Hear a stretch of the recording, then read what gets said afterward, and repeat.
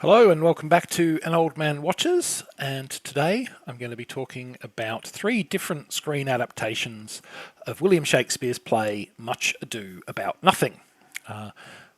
There are two romantic relationships that tie the story of this play, and thus of these movies, together. The one that gets the majority of the screen time and is frankly much more fun is that between Beatrice and Benedick. The two of them are both avowedly single and like nothing so much as to engage in running battles of wit, each attempting to out-talk and out-insult the other. So by the rules of drama, you know pretty much from the first time they're on stage or screen together that they're going to end up as a couple, because that's what people in movies who fight with one another end up doing. Now, while Beatrice and Benedick's romance is entirely a thing of comedy, with a host of witty lines and quips, the other relationship between Hero and Claudio is one of drama. This drama is driven by the villain of the piece, the nefarious Don John, who conspires to frame Hero for infidelity.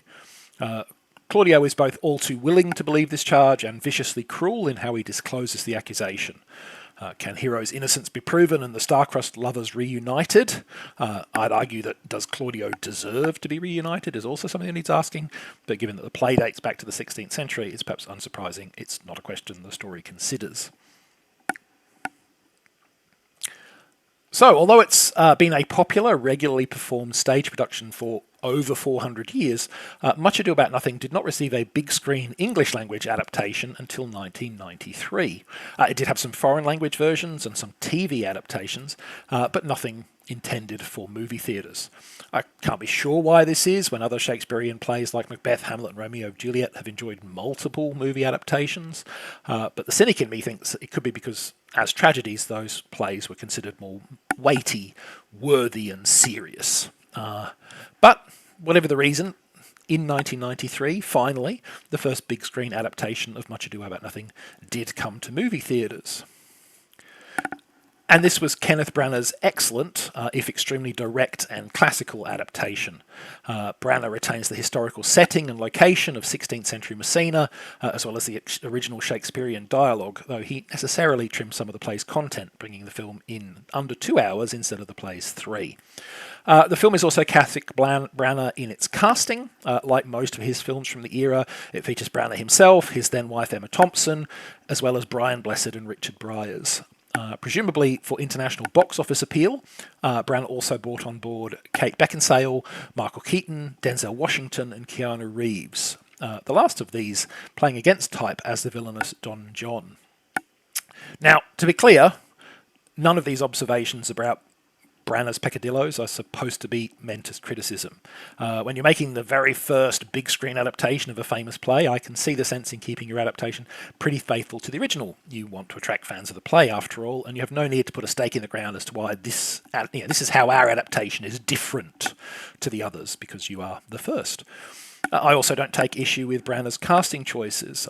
He gets recognisable human emotions out of Kate Beckinsale, which is pretty good going, and he and Thompson are of course excellent in their respective roles of Benedick and Beatrice.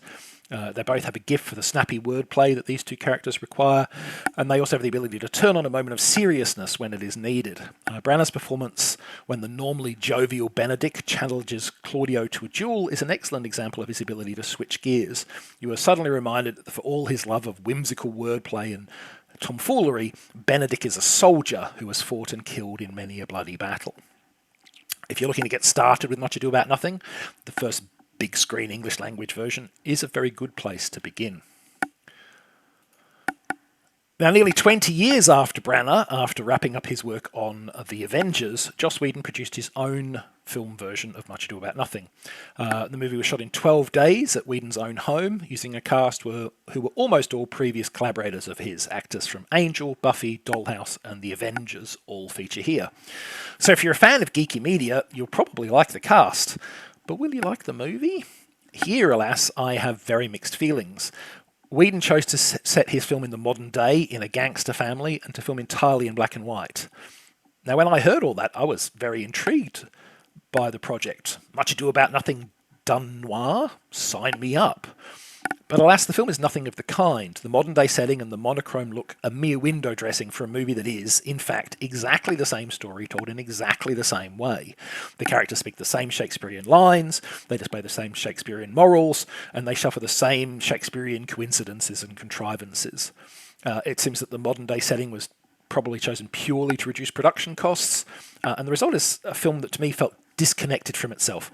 My eyes were telling me I was watching one thing, but my ears were hearing something else. Look, if this is the only version of the tale you can find, it's fine, but its lack of a coherent identity means that for my taste it falls short of the other two versions that I'm discussing today. The 2005 version of Much Ado About Nothing is actually a TV movie, part of the BBC's Shakespeare Retold series. And as the image on your screen and the retold title might tell you, this is an adaptation. And it's an adaptation that actually adapts the story. This version is set in the modern era on a regional TV news show. Benedict and Beatrice are the show's anchors, while Hero and Claude, rather than Claudio, represent the weather and sports, respectively. From there, the tale unfolds much as it normally does. Beatrice and Benedict spar and snipe with each other, then fall in love. Claude proposes to, then spurns Hero, and so on. But unlike in Whedon's version, the writers here have actually considered how changing the setting should change the script. Thus the characters speak in modern English and display modern social perspectives, which to me gives the film freshness and authenticity. It's a genuine adaptation and reinterpretation of Shakespeare's original work, in the manner of a 10 Things I Hate About You, and it's a well-executed one. If you're looking for a modernised retelling, then this is the one to seek out. So, next time, the 2004 action film My Name is Modesty, based on the long-running British comic strip Modesty Blaze. But that's next time. Until then, thanks for watching this video, and I hope you enjoyed it.